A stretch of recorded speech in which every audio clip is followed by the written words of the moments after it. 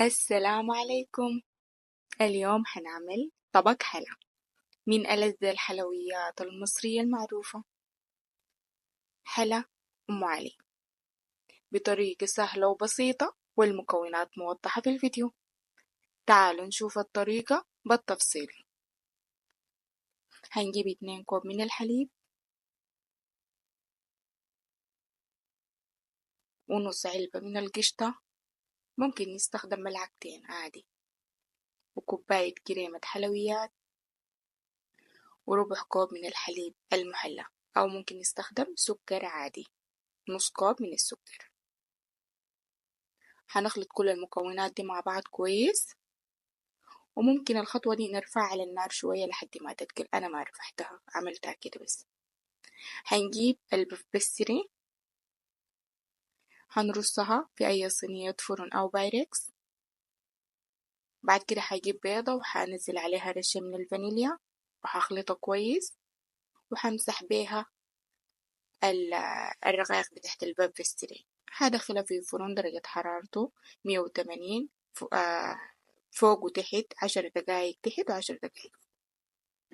عملت كل الكمية بتاعتي، وهنا كسرتها بالطريقة دي، وبديت أرش الطبقة الأولى بالخليط اللي عملناه. لازم أخد كمية كويسة لحد ما أحس بيها اتغرقت بالخليط واتشربت كويس. بعد كده عندي رشة مكسرات مشكلة، فستق ولوز رشيتهم. انتوا استخدموا المكسرات المتوفرة عندكم إن شاء الله، حتى لو فول سوداني. نعمل الطبقة التانية بالطريقة دي، هنغطي بيها الطبقة الأولى كلها والمكسرات. صراحة طعمها رهيب شديد. وحنجي كمان نرش الخليط ونغرقه.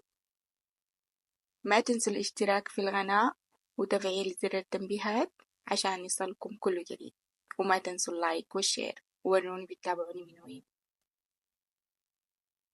هنا باقي القشطة القبيل هنقدر نمسح بها الوجه، عشان بعدين لما نفتح الشواية تعمل لنا وجه محمر تحت. هندخلها الفرن كمان 10 دقايق تحت و10 دقايق فوق شواية.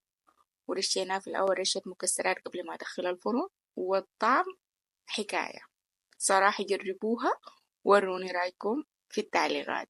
طريقة سهلة وبسيطة جدا. يلا أشوفكم في وصفة جديدة وفي فيديو جديد. في أمان الله، مع السلامة.